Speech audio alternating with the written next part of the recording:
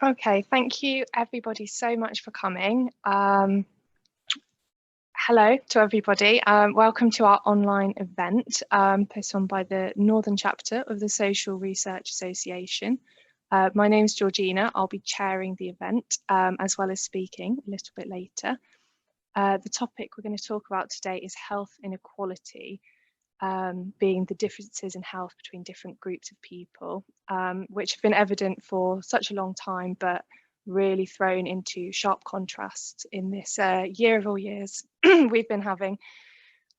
We've got three fascinating talks today on different approaches to health inequalities. We'll be covering the topics of women, health and homelessness, poverty and disability during the pandemic, as investigating public opinion on a local NHS strategy to tackling health inequality.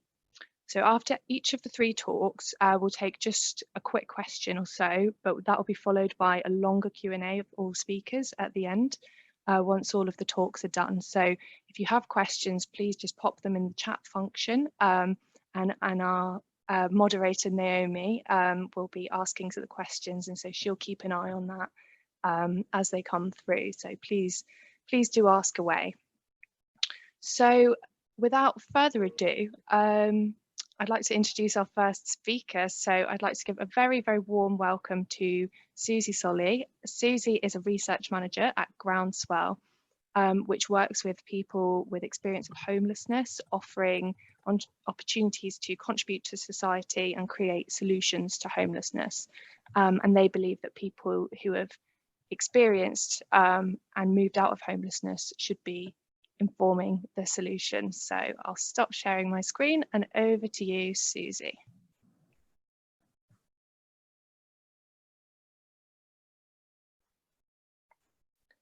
Hello everyone, can you see my screen?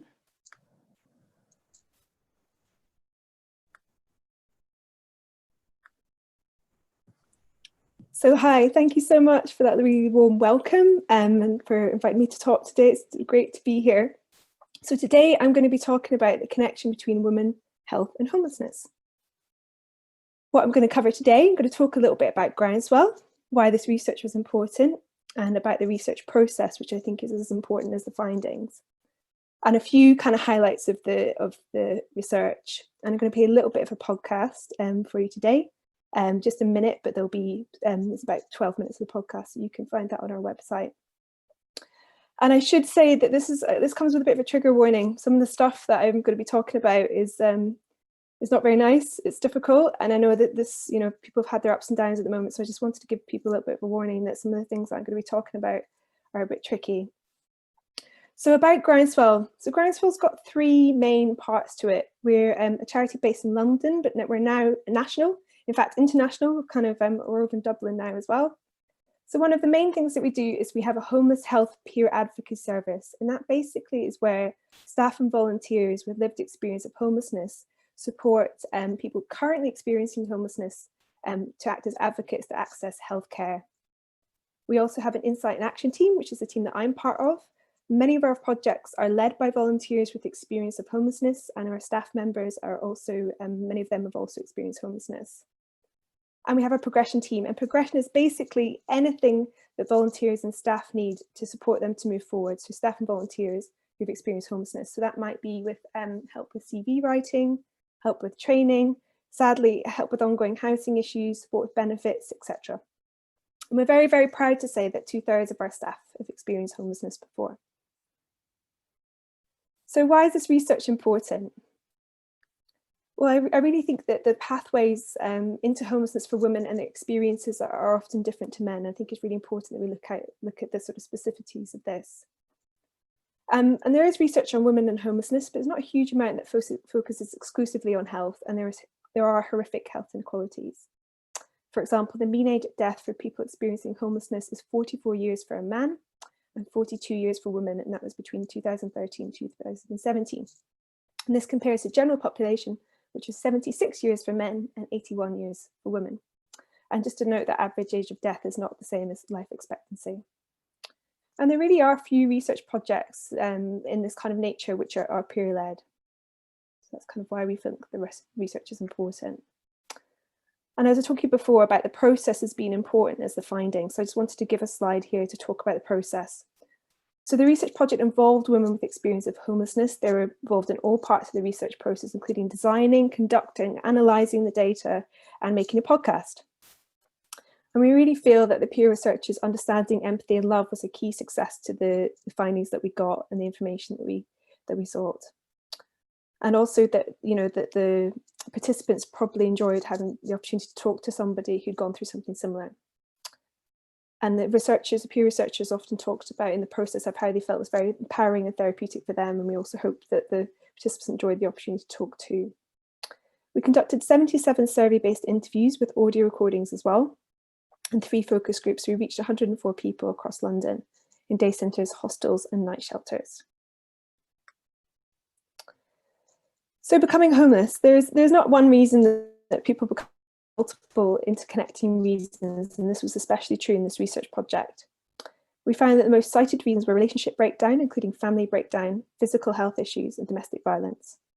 And I've highlighted here physical health because I think often the kind of connection between health and homelessness is understated. So physical health is the second sort of most cited cause of homelessness. And as you can see here, 59% either strongly agreed or agreed that their physical and or mental health contributed to them becoming homeless. So the mental and physical health issues participants were experiencing. Of course, new conditions arose and existing ones were made worse upon homelessness. 74% were currently experiencing physical health issues. And the conditions which showed the biggest increase upon homelessness were issues with joints, bones and muscles, blood conditions, heart conditions and problems with feet. And of course, conditions exacerbated upon homelessness, as you can see in this quote here. This participant was struggling to get her leg better. So she says, well, it's probably because during the day I've been wandering around and I used to go to sleep, I used to raise my leg like this. Raised it because I wanted to lose the swelling. And that's sometimes a bit hard when you're trying to do that in a sleeping bag. So I'm now going to play a little bit of a minute of the podcast about the sort of connection between women's health and homelessness. And this is one of our volunteer researchers who took part in the research, who's actually talking about her own experience. So I'll just stop sharing here and hopefully you'll be able to hear it. Let me know. Maybe somebody can give me a thumbs up if you can hear it.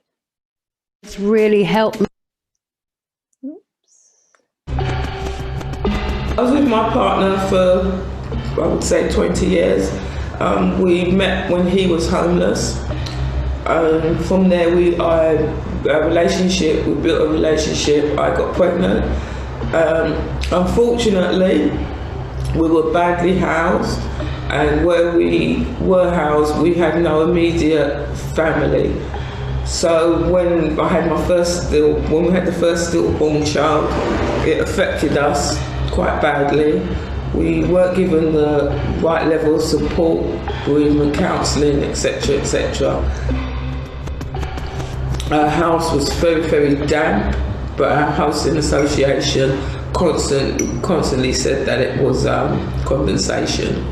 So it was a battle. Then they introduced bedroom tax, and it just, our bills spiraled out of control.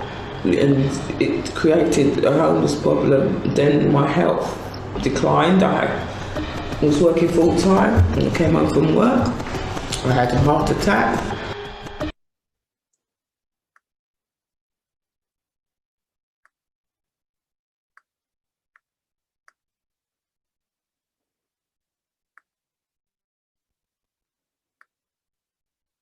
So I just wanted to share some of that podcast, and I think the example our volunteer talks about really shows a connection between physical health, homelessness and bereavement especially. And this participant here in the research also describes how the stress of being homeless makes you vulnerable in terms of illness.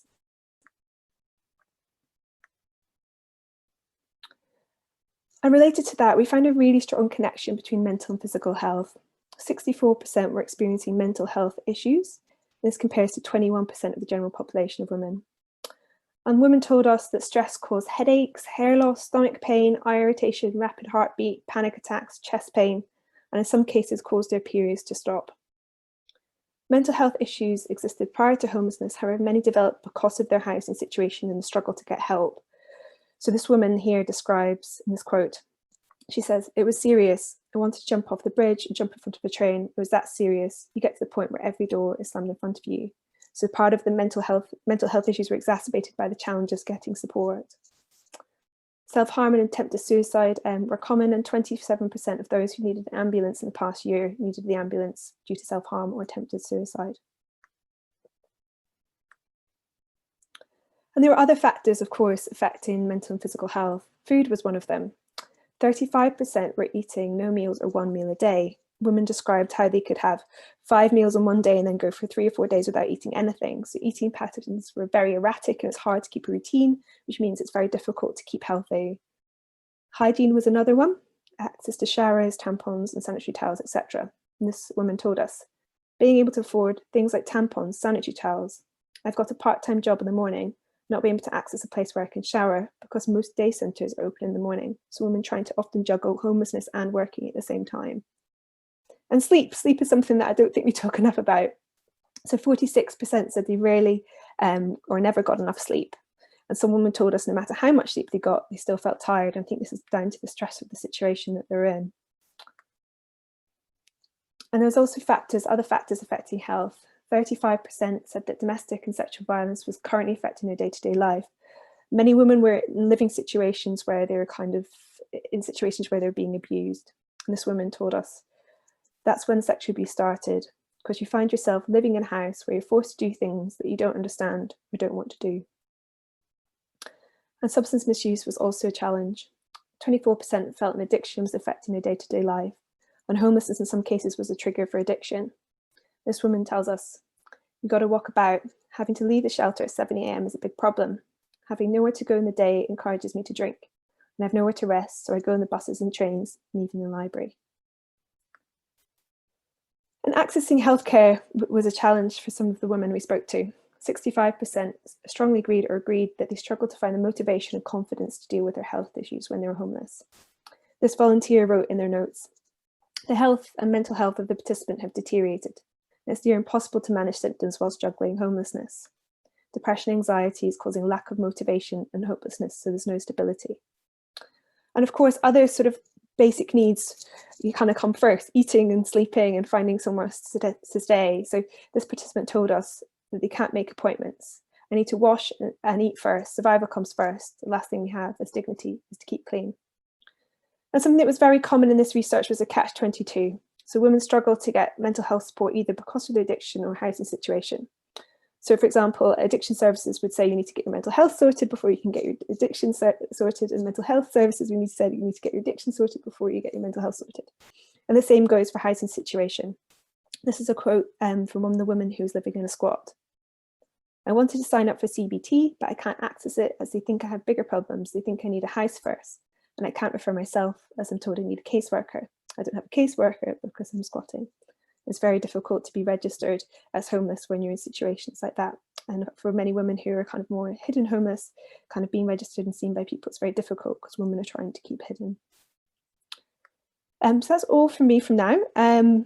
Hopefully you've got some questions, and I'll send a link to the podcast and to the report and things in the chat. Thank you very much. Thanks, Suzy. So I've got one question for you. And this is about how you involve the peer researchers in the data analysis process. So kind of practically, how did that work? Yeah, absolutely. So our volunteers are kind of, they don't really want to spend hours kind of, behind an Excel spreadsheet and in vivo and things, kind of doing these things. So we do like a workshop sort of analysis.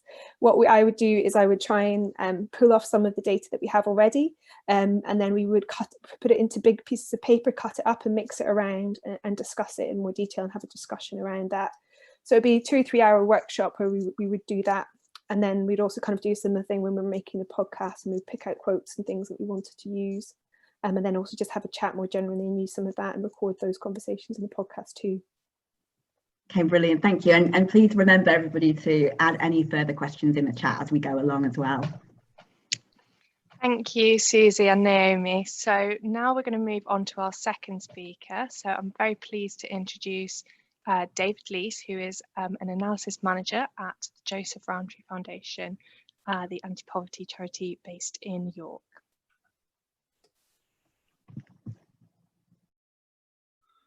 Hi everyone, just bring my slides up.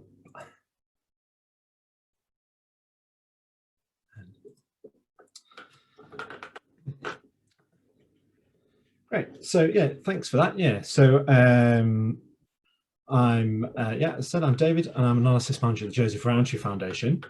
So the Joseph Rowntree Foundation, we sort of do work around campaigning around poverty, and essentially we class ourselves as a social change organisation, with like the goal to eradicate poverty in the UK.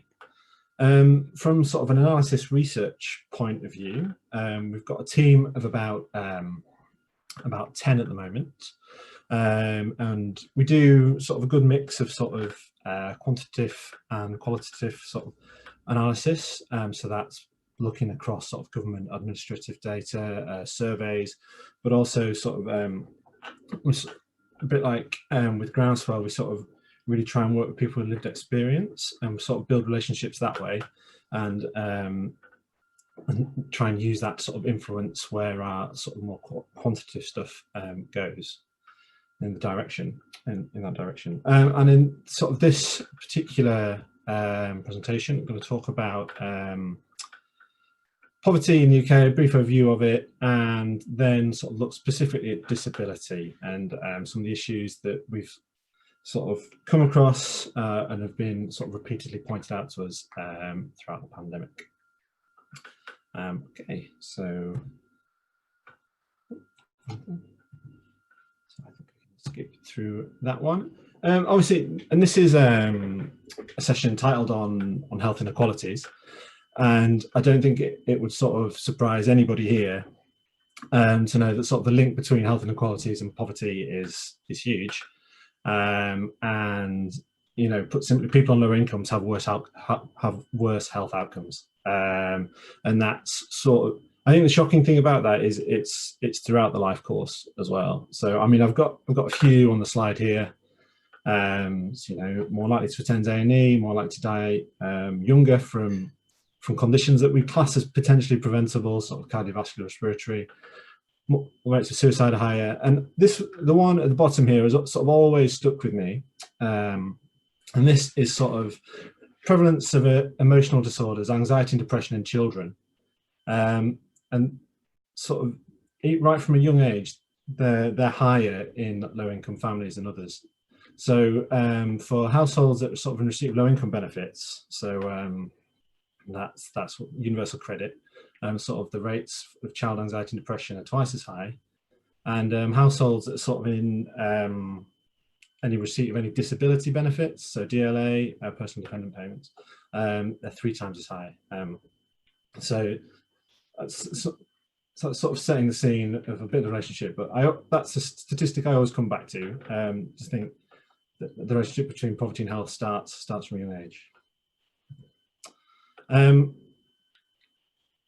One of the things when we're working in poverty in general is it's a bit, we often get challenged on what do we mean by poverty, and poverty does mean different things to different people. So I thought it'd be useful just to include a quick sort of summary of what we mean when we talk about poverty. And for us, it's where your material resources are well below the cost of meeting your basic needs, and sort of importantly, that includes social participation. So you know, do you have enough income to cover your housing, disability, childcare, things like that, essential costs, and also do you have sort of enough income to sort of take part in sort of a normal society? Because crucially, if you don't, you sort of feel left out of the society, and people have continually told us that sort of that has a very damaging effect as well. And as well as sort of what poverty is, I think it's always really good to consider what it feels like to be in poverty. And I think, I don't think any of these themes will be surprising to anybody, but I mean, it's like the constant stress, the mental load of making difficult decisions about money, you know, whether to spend money on food, prioritise bills, which members of the family you want to prioritise the spending on. There's a huge stigma attached to it and feeling judged by others, and also quite often there can be sort of a shame in feeling like you don't have enough money to sustain your family as you'd like. And people often report just trapped by a lack of choices.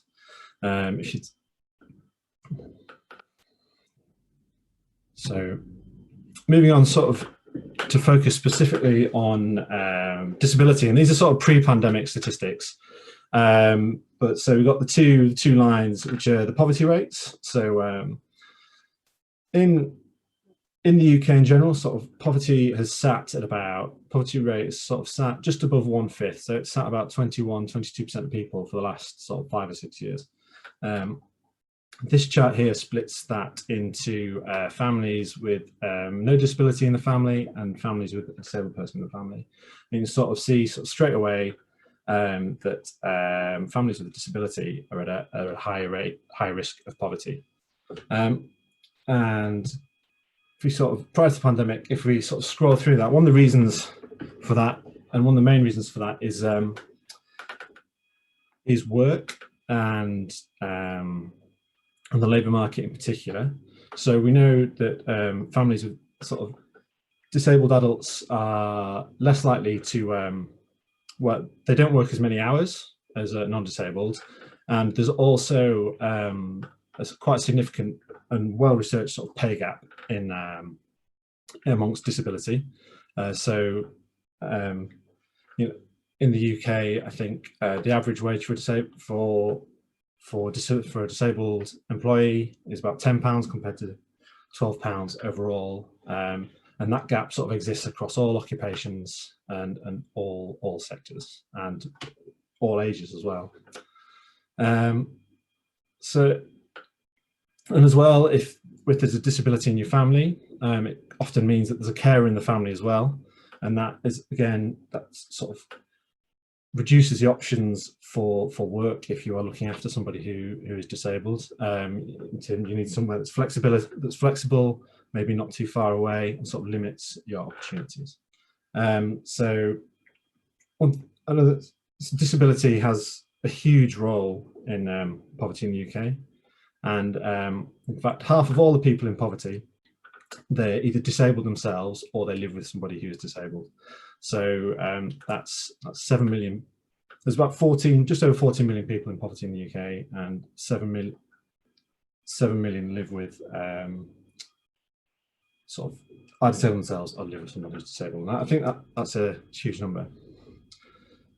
So I'll come back to that one. So throughout the pandemic, we've been trying to understand, there's various groups who are more likely to have an increased risk of poverty, and throughout it we've sort of been trying to monitor and understand how the pandemic has affected them, has affected each of those groups differently, and that's been quite difficult with sort of limited data, although now more data is starting to become available, and we're starting to see how these things have happened. And it's probably a little bit unsurprising that disabled people have generally sort of fared worse than the general population economically in the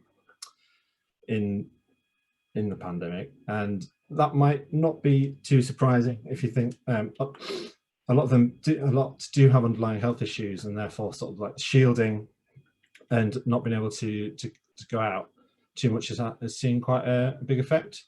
So we know disabled people are more likely to have seen a fall in income.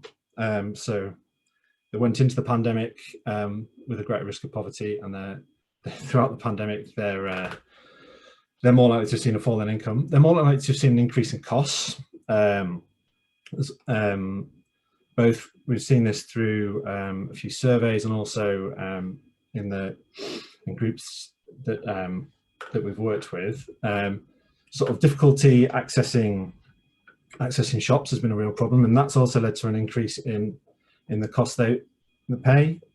for things. It's not being able to go out to the bigger supermarkets, sort of relying on the smaller shops closer to home. And there's also like a real issue around digital exclusion there in terms of not being able to sort of book online shops and have deliveries to you. And the big issue has been increased costs in terms of care needs due to the closure of services. So yeah, at JRF we actually, as well as sort of being an anti-poverty charity, we do run some care homes, and sort of one of the sheltered schemes is sort of an independent living setup for people with disabilities. And in normal times, the residents there will be out 5 days a week at sort of day services, you know, from 9 till sort of 4 in the afternoon. And all those services are closed and they haven't reopened at all. So in that instance there, that scheme has needed sort of extra staff to man it. And people who maybe live by themselves, they've had to, we've had stories of sort of people having to buy in extra care, sort of to cope with the closure of these things. And that also has had an impact on carers who work as well as caring for somebody as well. And quite a lot of people who care, sort of a quarter have said that they've had to increase the hours they're caring because the lack of because throughout the pandemic services have been closed, and many having to sort of cut hours and lose jobs altogether. So throughout the pandemic, JRF has sort of been campaigning for Keep the Lifeline. And what that means is in April, the government announced an uplift to universal credit of £20 a week.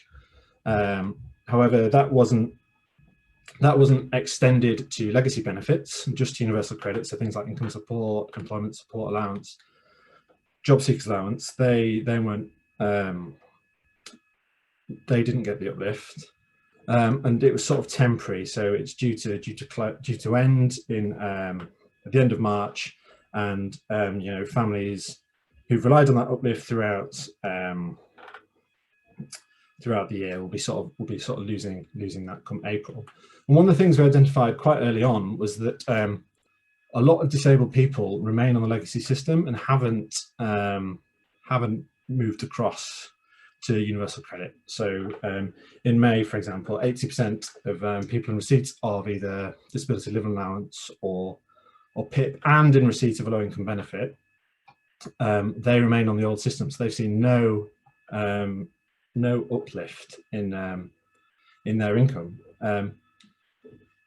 And trying to invest, there's not a lot of data at the time, but through focus groups and through working with groups, so many remain on the old system because it feels more secure for them, and they have a lack of trust in the benefit system. And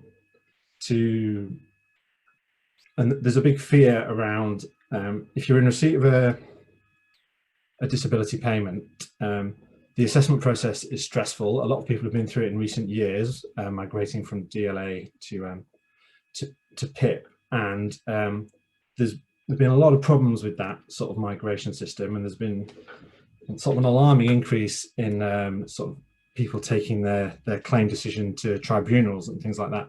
So people are stressed that any move or any change in their circumstances on the such as moving to universal credit will see them having to either be reassessed, and the possibility that sort of their extra payments will be taken away. And sort of we've seen that sort of lack of trust in the system sort of been echoed many times. So I'm just going to go back, because I did skip through this, because I think within benefits, there's a few different types of payments, and should have probably gone through this at the time, but we've sort of got the classic sort of income replacement benefits, which cover sort of unemployment, underemployment, when you might not be able to work for a certain amount of time. But they don't cover the extra costs that people with disabilities have, and these are sort of covered by additional cost benefits, because sort of modifications to your house, maybe you can't take public transport, you need taxis. Like, quite often disability comes with a financial penalty, and these are this is where the personal independence payments come in here, and these are the payments that people are scared of having to be reassessed on, and scared that they might lose out on. And yeah, I think that's probably filled my time, and that's all I had to say, really, other than JRF is doing lots of campaigning and trying to influence, and our vision is that, you know, we should have a social security system that we can all rely on and has public confidence, and you know, at the heart of it, it's designed by people with experience of the system, and has respect for dignity of individuals.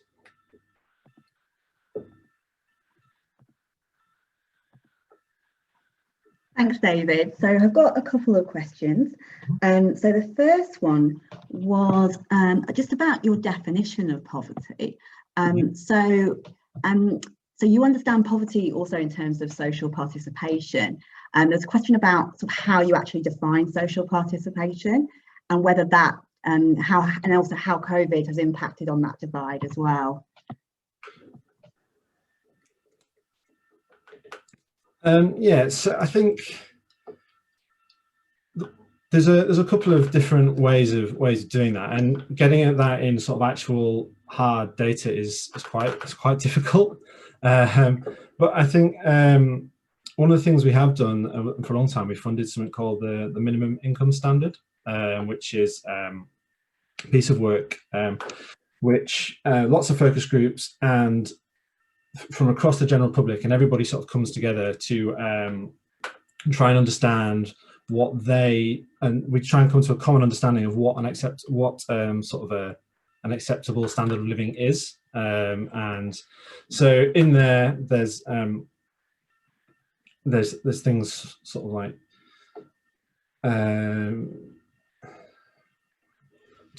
there's things in there which mean different things to different people. But for example, sort of you know, one of the things we often get challenged on is you know, people in poverty, but you know, we all see they've got TVs, we all see they've got smartphones, things like that. And our response to that would be, well, you know, of course, like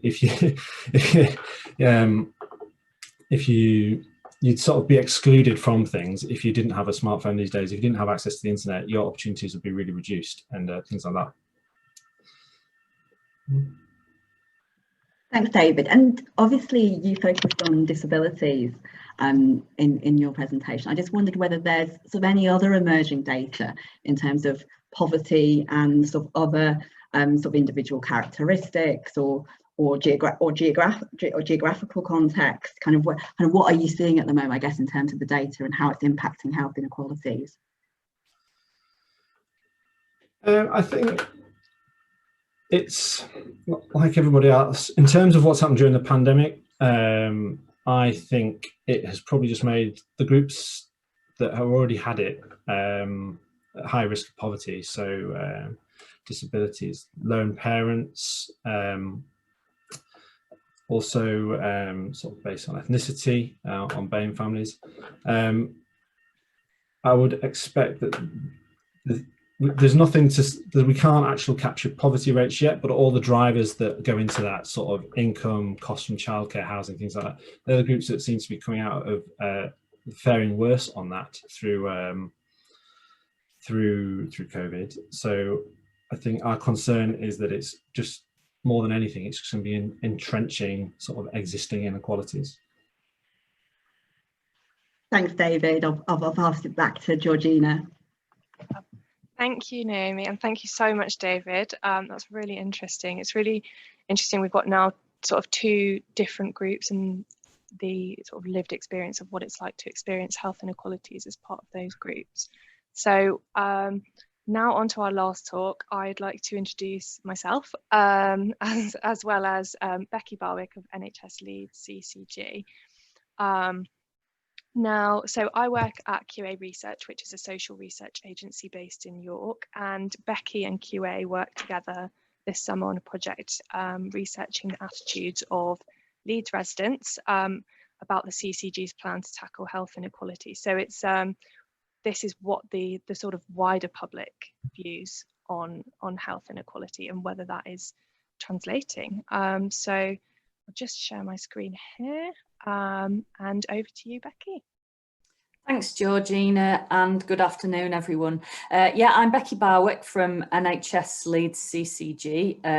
I lead on health inequalities for our CCG. And for those who don't know, clinical commissioning groups, CCGs, we commission hospital and community NHS services in the local area for which we are responsible. In our case, which is for the 900,000 people in Leeds.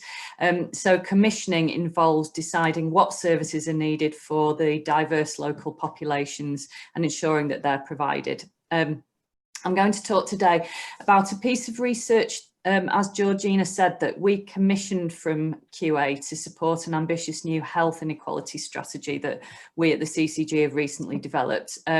I'll talk about why the research was needed. Georgina is going to outline the approach and findings, and I'll talk about what's happening next. Okay, so this slide shows the Leeds Health and Wellbeing Strategy plan on a page. And as you'll see from the vision statement on the left there, all the health and care partners in the city have committed to the principle of improving the health of the poorest fastest. And for us in the NHS, that means that we need to look at the ways that we spend our money. What's the next slide? Okay, so we know a lot about health inequalities in Leeds. The orange areas on this map, which is a map of Leeds, by the way, so the orange areas show the areas that are amongst the 10% most deprived neighbourhoods in the country. And this is based on the indices of multiple deprivation, or IMD, which is from the Office for National Statistics. If you want to click on, thank you. So actually in Leeds, over 20% of the population live in the 10% most deprived communities, and that's around 224,000 individuals. And we know that there is up to a 9-year difference in life expectancy between the most and the least affluent areas of the city. And it's not only about the geography, we know that Leeds is also very diverse, and many groups experience greater levels of health inequality because of they're marginalised and they're very far away from accessing services. And we know that the COVID-19 pandemic has brought health inequalities to greater public attention. We think that it's caused a widening of the gap that was there already. We'll move on. And we're able to track the life expectancy of those in the most deprived neighbourhoods. That's what this chart's showing here. So this chart's showing the life expectancy at birth of people in the most deprived, so in that IMD, #1 decile, the 10% most deprived, compared with the Leeds average life expectancy. So you can see here that actually since about 2011, the gap has been widening, and we actually expect it to have widened even further due to the impact of the pandemic. So we at Leeds CCG knew that if we're really committed to improving the health of the poorest fastest, as we've said, we need to agree how we're going to do that. So we need to act, and we agreed to develop an ambitious health inequality strategy. On to the next slide, please. Thank you. So we knew that in order to make an impact on health inequalities in the city, we would need to apply proportionate universalism. So proportionate universalism was written about by Sir Michael Marmot, who's a professor of public health at University College London, who also led a national review into health inequalities in 2010, which is called Fair Society, Healthy Lives, and it was published in 2010. So proportionate universalism refers to the resourcing of universal services at a scale and intensity proportionate to the level of need. So just like the cartoon that you can see here, we knew we would need to use some of our resources differently and target those most at risk of experiencing poor health outcomes. And this wouldn't be for all services, but would particularly apply to preventative services and resources that support community development. But what would the public think about this? We've done lots of engagement over the years. We have a statutory duty to do so. It's also the right thing to do. And we've heard over and over again from people that the principle of equality of NHS services accessible to all is very important to people. So we commissioned QA to carry out some research for us to test out how people would react to this principle of proportionate universalism. And I think it's over to you now, Georgina. Yeah, thank you, Becky. So first of all, just to let you know sort of the methodology of what we did. So in terms of our methodology, the original plan for this research was a deliberative event where 70 odd members of the public would come together and discuss presentations, do activities on health inequality. Now this event was planned for April 2020, so as you can imagine, it didn't quite go as planned. Instead, like so much research this year, we defected to technology. So we undertook a programme of Zoom and Zoom depths and groups, but we also offered paired Zoom depths or telephone depths because we were mindful of people who weren't digitally confident or they might not have had access to a device to use. And as Becky mentioned, Leeds is very diverse in its demographics and its levels of deprivation. So we made sure this was reflected in the sample, and it was particularly important to represent every postcode of Leeds because as you saw, that map shows there's those differing levels of deprivation. And we felt it was really important to bake into the methodology a building of an understanding of these concepts of health inequality and equity before we asked people about their views. So normally we would have presentations at a deliberative event, and this picture on the bottom left is an example of a previous one we've done. But we couldn't do that. So instead, Becky very kindly offered to record us a video, which is here on the bottom right, a little still from that, and where she explained sort of the concepts as well as the plan that they had to tackle them. And we found that this stimulated discussion, and it really generated a much more confident and informed discussion among participants. And ultimately, we felt we got higher quality data because we'd taken the time to build that understanding in the sessions. So we had three main aims going into this project. One, what does the public understand about health inequalities? How do they understand and make sense of it? Two, what do people think about the CCG's plan to tackle them? And three, inform how the CCG can launch that plan in the most positive way. So what were our key findings against these recommendations then? So first of all, thinking about the public understanding of health inequalities, there was definitely some concepts that hit home better and were easier to grasp than others. So the idea of life expectancy differences and neighbourhood and postcode were really easily understood. People could associate certain areas of the city with greater levels of deprivation, and they could believe that life expectancy was lower. They could see that. Although the 9-year age gap was a very shocking figure to everybody. So we saw that was really, that really did hit home and drive that message home. But it was the slightly more intangible concepts on the right-hand side here, the illness-free years, access to healthcare. And by access, we mean an individual's willingness and ability to engage in health and care services, not just bus routes to the hospital, as it's sometimes misconstrued. But these concepts on the right were the ones to sort of steer away from because they didn't always land in the same way. So moving on to the second question, what do they actually think of this unequal but equitable distribution of resources? Well, the good news was that it was actually really positively received among all postcodes and demographics. It wasn't just limited to certain groups of people who were supportive of the plan.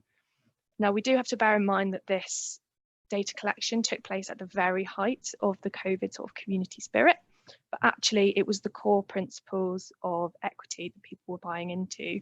The only sort of opposition or barrier, reassurance that people needed was that they needed to know, if I get ill, will I be okay? Will my family be okay? How will the core services that I receive be protected? And in the video that Becky recorded for us, she explained that it wouldn't impact those very key services, and that was enough for people to really get behind the plan, that reassurance. The only other slight opposition, but this was in a minority, was touching on lifestyle factors and individual choice, thinking about, you know, if somebody chooses to engage in unhealthy lifestyle behaviours, do they deserve that additional resource? But the vast majority could see that there were social roots to choices. Choices aren't made in a vacuum, and most of these were socially determined. So that wasn't a huge factor, but it was something to be mindful of. And then finally, so thinking about how to take this forward and frame the strategy, there were a couple of messages to really tap into. We have this human and compassionate side to people that was really strong, that we all deserve equal health outcomes, regardless of background, as well as support for the long-term protection of the NHS through prevention work and healthier populations overall. And then communication-wise, we found that while stats were shocking and they helped to give the scale of the picture, it was personal stories, examples, case studies that really sort of helped to get that message across to the public of why these health inequalities were happening. But we did recommend somewhat against those more controversial lifestyle factors. So that is a very brief nutshell of our findings. I'll now pass back to Becky to talk about what the CCG did next. Thanks, Georgina. So I'm just going to focus in on one of the aspects of the health inequality strategy, but it is a significant aspect. The research that QA carried out for us has enabled us to really start planning for the implementation of this piece of work with confidence, actually, that we can have the support of the public for using some of our resources in a very different way to the way that people are used to NHS resources being used. And I wanted to talk about the local care partnerships in Leeds, which offers us a great opportunity to test some of this stuff out. So local care partnerships, or LCPs, are the Leeds vision for integrated community-based health and care.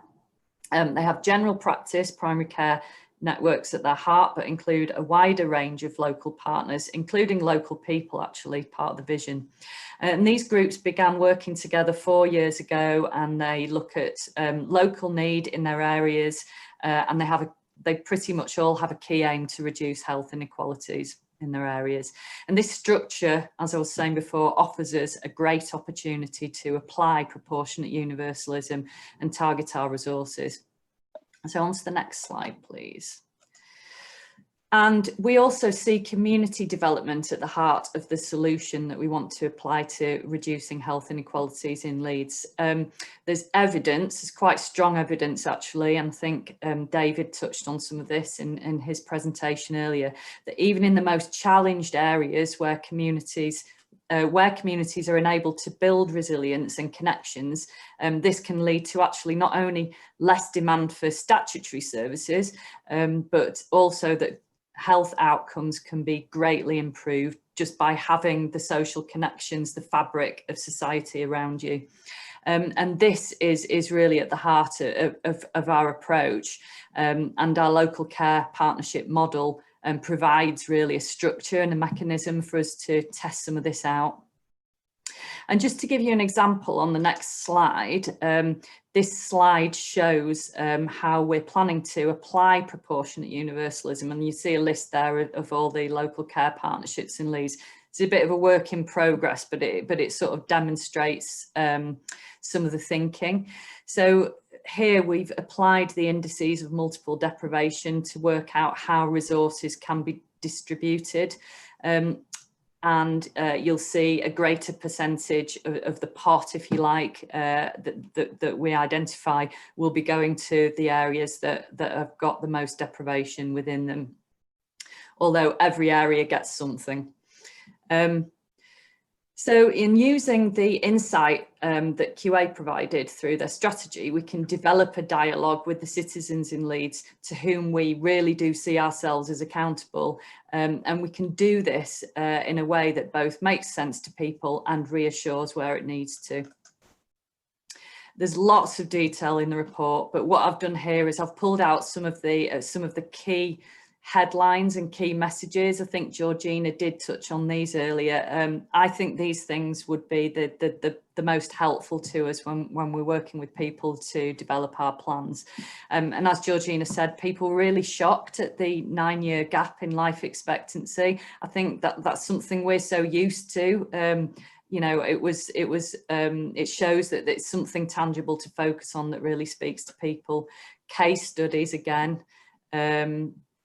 But then also people really asked to see the data behind some of the things that we were trying to do. So, you know, I think one of the quotes was, you know, don't tell us that health inequalities are worse in such and such an area, you know, show us the data, show us why that is. And I think that kind of supported people and helped them to feel confident in what we were doing.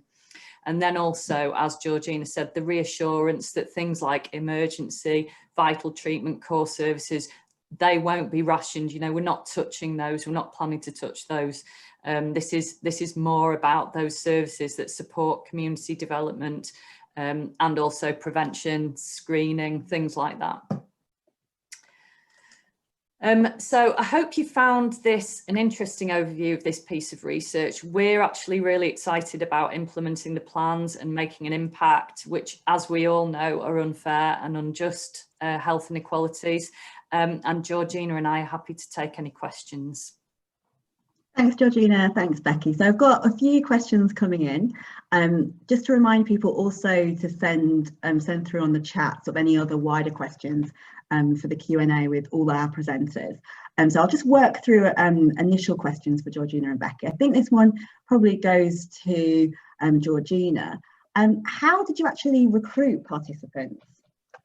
Okay, so in usual times we work with a recruitment partner, and usually we would have done on-street recruitment because that is more robust in terms of the people that you get, but unfortunately because of the pandemic we had to recruit via lists. So these are people who've already signed up to a recruiter, which does mean that it does sort of slightly skew who we're getting, but we replied quite robust quotas in terms of the demographics that we got, and we also looked for quotas in terms of digital literacy, so we weren't just getting those digitally confident people.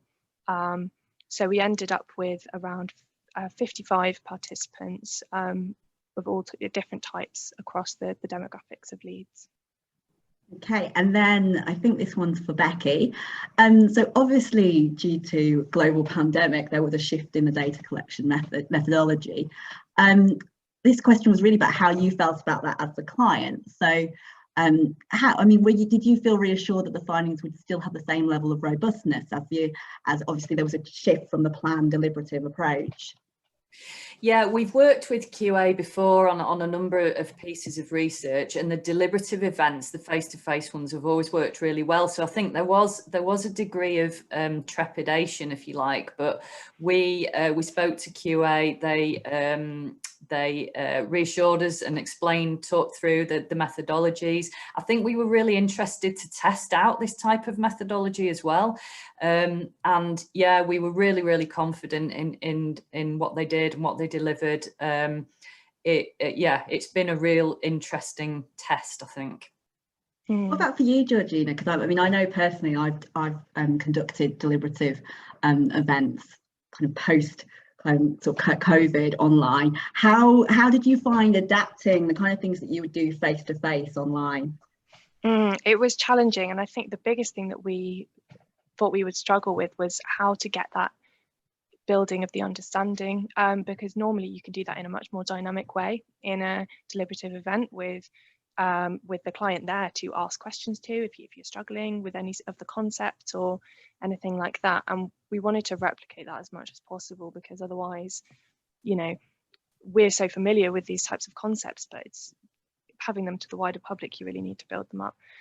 In terms of the actual pivot to different methodologies, it was our sort of first foray into Zoom methodologies as well. So yeah, it was a learning curve, but it actually went surprisingly well. And those smaller groups ended up, we could sort of probe and mixing between the two, we could actually drill down into people's understanding a lot more and get a lot more depth, I think, out of them in some ways. So this is a question just about kind of capturing diversity. So were you able to link in with any LGBT organisations for them to engage with the sessions too? In these ones, you take Becky. So this piece of work, this part of the CCG strategy is mainly about the deprived communities.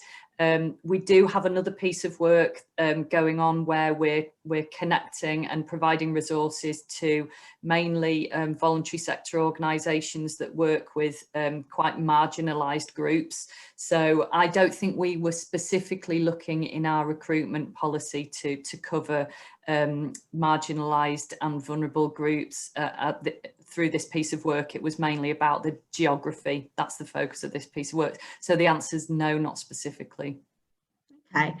I'm going to invite the rest of the presenters just to rejoin us on video, because I'm now getting through some more general questions and also some sort of reflections on the earlier presentations as well. So question for Suzy.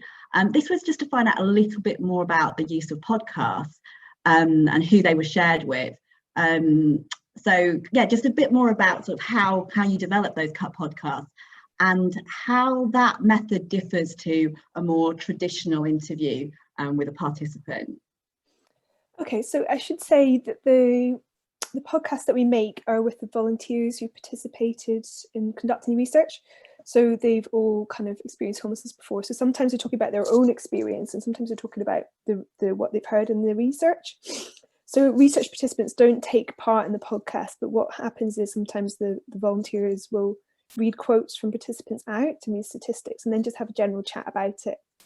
So when we first started to do podcasts, we've got quite a few. They're on Spotify and Anchor and things, so you can check them out. We had a freelancer that would come and discuss something that our peer journalists were exploring. It might have been mental health and homelessness, working with homelessness, different topics, and we have like a very vibrant discussion. This is pre-COVID in the Groundswell offices around those things and using some of the data that they got. And similar with the research ones as well. We had to do a podcast remotely. We've got a piece of research coming out tomorrow on benefits, health and homelessness. And we had to do one-to-one recordings on Zoom with our volunteers. So that was a chat with our sort of freelance podcaster, Steve, on Zoom, and then he would just get them to read out some quotes, but also just have a general discussion about what they felt, you know, some of the findings were and kind of what they noticed about the researchers, and some of that kind of not just kind of reading stats and reading stuff out, but some of that kind of more warm feeling to it, really. So that's kind of how we do it. And then some of our podcasts, we've got ones on COVID, about advice and stuff for people experiencing homelessness.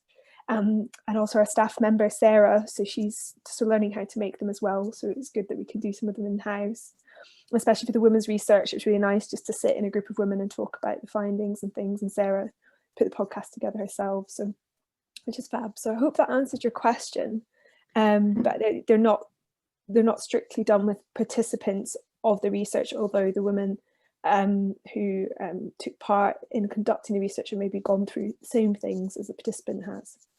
And there was also an earlier question, Suzy, which was just whether in terms of the research that you're doing, you're noticing sort of any impacts of COVID on health inequalities of homeless women. So is there any sort of new emerging data there? Yeah, absolutely. So yeah, the data, the research project that I was presenting about, I should have mentioned, was pre-COVID. So we have been conducting research with people experiencing homelessness since COVID. We've been using mobile reporting, people texting in, finding out things, what's going on in their area, people who've got experience of homelessness themselves, and also reporting in experiences of others. In terms of women homelessness, it's difficult to it's difficult often with women homelessness. It's very difficult to find out because many women who are homeless are very hidden. So it's really difficult to find out the real experiences. And I think that is exacerbated amongst COVID.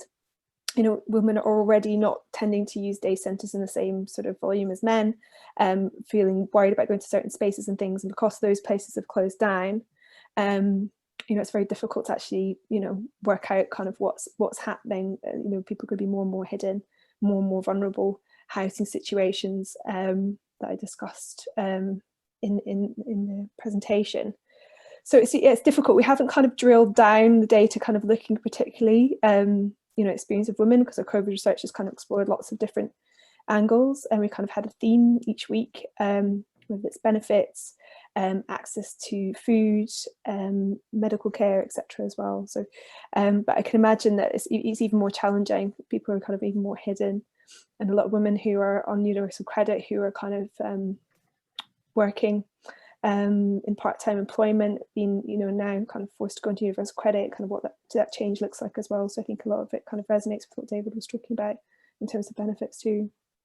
I hope that answers your question. No, it does. Thank you, Suzy.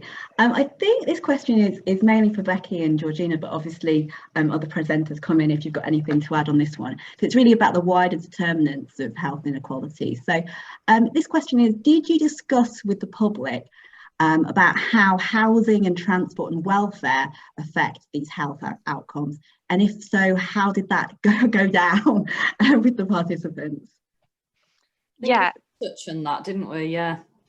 Yeah, so we did. So one of the first things that we asked after showing the presentation from Becky was, what do people understand? And we spent quite a lot of time getting participants' opinions on how they felt health inequalities were developed. And that's where things like poor housing, or very close quarters housing, large families in the same house, and adequate and stable housing in terms of sort of well-being as well.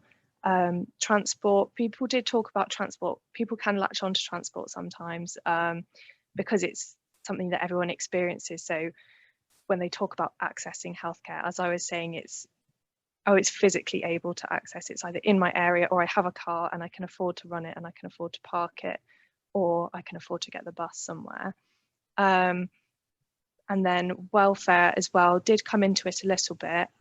So those things did come up in terms of people's understanding of how health inequalities developed, but there was, again, that needed to be teased out, because sometimes, like I was saying, those lifestyle factors can take over in people's understanding of how health is built up, where as Suzy and David's presentation showed, that's just not how health inequalities develop. There's myriad factors that are going on. Okay, another question for Suzy. Did your research look at the experiences of mothers who are homeless at all, and did their experiences differ? Yeah, absolutely. I think that's really important, kind of to highlight that some of these women are mothers, and they may have had the trauma of their children taken away from them. Some of the women we spoke to, particularly in Newham, which is an area in London that's got the highest child poverty probably in the UK. We spoke to quite a few women who took part in focus groups, who were mothers who went to who were in temporary accommodation, and many of the women actually in the project that we're talking to, whose mothers were people who were seeking asylum, so kind of had ongoing issues with their immigration. And they were, the most awful sort of situations they're living in, with like, a tiny, half-size room and 3 kids running around, bed bugs, mold. And a lot of them were very, very stressed about their children and the health of their children. So I think this is, these things are so linked, how healthy the children feel will have an effect on how the mother feels. The Magpie Project is a fantastic charity that's supporting women there, and they highlight they see a lot of issues with children's development in terms of how they don't grow in the same way, and emotional challenges, because they're often at the moment not able to mix with other people, and they're doing fantastic work to try and keep their mums engaged and Zoom and things, but it's very difficult. So yeah, a lot of the women that we spoke to, so many of them had children taken away from them, but the women that we spoke to tended to be people who are seeking asylum. etc. Thank you. Just receiving a couple of questions, so just reading them to make sense of them before I ask. Okay, this question's for David. Did your research look at demographics such as gender and ethnicity and how they affect the relationship between disability and poverty?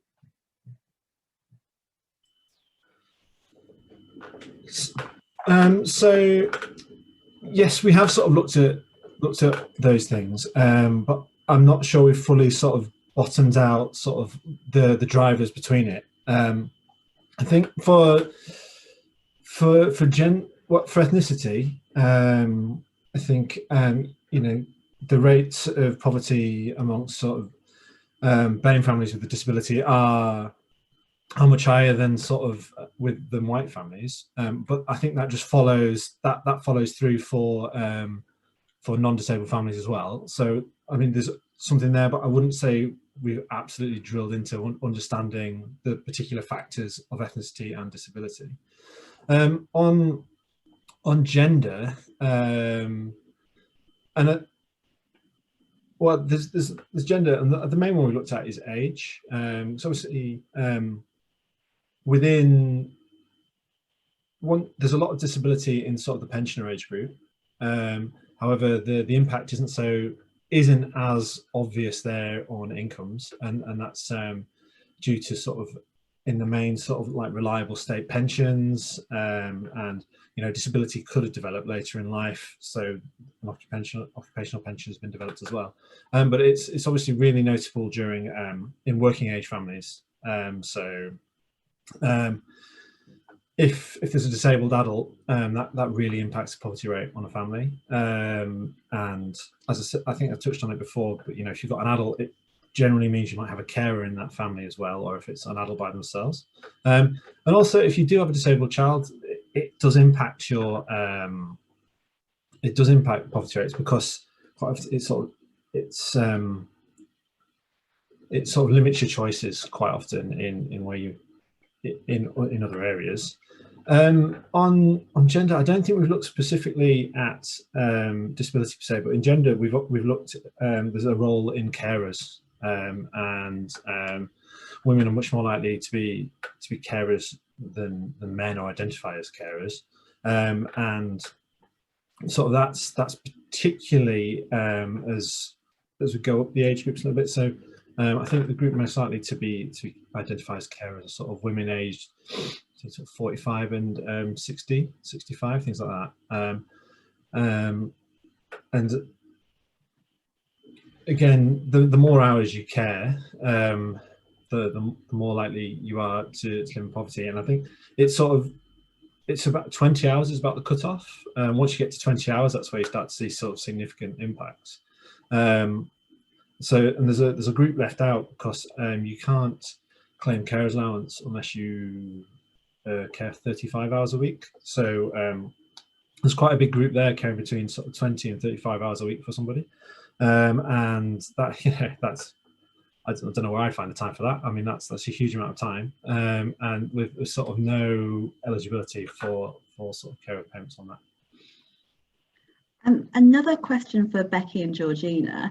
So someone had noticed that one of the slides said that COVID-19 has brought health inequalities to greater public attention, and they're wondering whether this is something that actually sort of was this something that actually came out during the research, and did you frame health inequalities with reference to COVID-19? So we did expect prior to the research that they might be a little bit more aware, but it did also come out during the research. It was quite interesting actually, because I mean, I think public perception might have developed a little bit since then. The fieldwork took place back in July, but at that point there were two sort of juxtaposing opinions really. One, that COVID is the great leveller, and that anyone can get it regardless of whatever. But then there's also this growing understanding that it disproportionately affects certain groups, and that really came through as well. I think one of the main things in terms of highlighting health inequalities was that possibly the visibility that had been given to certain groups, like people with long-term health conditions, and the challenges that they were facing were given much more visibility. But I don't know, Becky, has the Since then, it's been what, 6 or so months since then. Has that have you seen that in your work implementing this?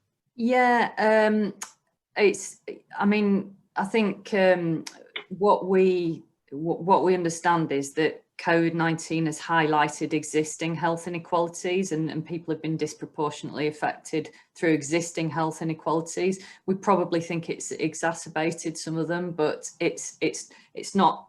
I think what I found working in the Leeds system is there's been a lot of focus from leaders and wanting to solve some of these health inequalities issues that have come up really quickly, when actually, as we all know, the reasons behind them are very complicated, complex, and we can't solve them in the short term. But I think what it's given us is a focus and some attention, and so hopefully we'll be able to minimise harm in the short term. And there's lots of work going on around that, but actually solving them has got to be in the long term. We've got time for a couple more questions, so please do add any further ones. Maybe just a quick question. Oh, sorry, David, do you want to come in? I was going to add on that a little bit around. So one of the big projects we've funded for next year that will be happening is trying to understand if public attitudes to poverty have changed as a result of the pandemic, because it was a project we did about 2 years ago, and it's an update on that. So hopefully we'll have a reasonable baseline to try and understand that. But that's something we're really interested in understanding. And I think Becky touched on what I was about to say as well. I certainly feel that there's, in terms of sort of the ambition to solve poverty and raise its profile in the media, there does feel like a bit of an opportunity at the moment, and there's lots of interest in it. And it's so we've got a great sort of external affairs team who are really trying to sort of keep momentum on all our research and all these issues at the moment. So obviously it's long-term solutions, but it does feel at the moment there's a bit of a window to get more of our work out there and in front of people. And Suzy, is that something that you've found as well in terms of, I guess, disseminating your research? Are you finding that there is more interest from stakeholders since COVID-19, or any change there? Yeah, I think so. We kind of don't deal too much with public perception, so that's really interesting to see what Georgina and Becky were talking about, people's understanding of health inequalities, and obviously David at JRF as well. But yeah, absolutely. I think people have now clicked that homelessness and health are linked, which is great. It's not great that that's the situation, but I think now people are increasingly seeing that the connection between, the challenges of homelessness and the manifestation it has in physical and mental health. And we've been very lucky to work very closely with people in the NHS, across the country, and kind of feeding in. We had briefings every 2 weeks. We're feeding in kind of what we'll be finding in terms of accessing healthcare for people experiencing homelessness. So no, I do think I think the penny is sort of dropping that homelessness is kind of a health problem as a poverty, but often it's quite difficult to kind of get people to see those connections. So, but in terms of public perception, I'm not kind of so sure on kind of how people see those connections. So that's why the presentations today were really interesting. Just a final question, I think, for Becky. You talked about how the public want more data, so they want to know the data kind of behind behind health inequalities. I just wondered how you balance that, because I know often you hear that people want to hear data, but also they can only take in so much as well. So how do you balance that demand for both case studies and also robust data that goes with that? Well, we're not there yet, but I think I see the solution to that, or the approach, being within the community development approach that we're having. So we would want local people in neighbourhoods to be part of the decision making around how resources are used in those local areas. And I think, inherent within that approach is looking at data, listening to intelligence, and really having people represented there as part of the decision making. And I think that's how that would be at the heart of my approach to it. But it was useful to understand as well. So if we're doing something more media focused, for example, it would be useful then. It is useful to know that to include quite a bit of background data, whereas before we might have skirted over that or assumed that people wouldn't be interested or would lose interest or what have you. So I think it works in both of those ways. Okay, thank you. Well, thank you all for answering all the questions that I had to share with you. I'm going to pass back to Georgina just to close the seminar. Thank you, Naomi, and thank you so much for all our speakers. But all your fascinating talks as well as your Q&A answers. And thank you so much to the SRA North Committee for their immeasurable support in getting this set up, and to Monica at the SRA for getting it up and running for us. I've just put on the chat there that we, as a SRA North, we have a programme of events through the year. So if anyone has any ideas for talks that they want to see us put on, similar topics, or if it's an area of research, or a particular methodology, we'd love to hear from you. So there's an email in there, or you can pop it in the comments now. We're also on Twitter at SRA North. Suzy, David or Becky, do you have any social media or anything else you'd like to plug before we leave? I don't think so. I wouldn't encourage anyone to follow me on Twitter, but you can find me there if you want to. It's not necessarily very work related. We do have our Benefits for Health research coming out tomorrow, so do have a look out for that. Yeah, I think we want to follow JRF on Twitter at JRF_UK. That's where we sort of put out all our latest research and lots of sort of the bits and pieces. And mainly my account is just retweeting that, to be honest. So I mean. Georgina, I just realised there were a couple of questions about sharing the slides and whether presenters were happy with for those to be shared with other people. Yeah, Becky, that's fine. As long as it's all right with the other two speakers, we will do that. That's no problem. And we have been recording the event, so hopefully that should be made available. Hopefully before Christmas, but maybe just after. But other than that, yeah, just wanted to say thank you everyone for coming. It's been a really interesting event. So really appreciate all your attendance and the speakers. Thanks everybody. Everyone. Cheers. Thank you. Bye bye. Thanks, Georgina. Thank you. Bye everyone.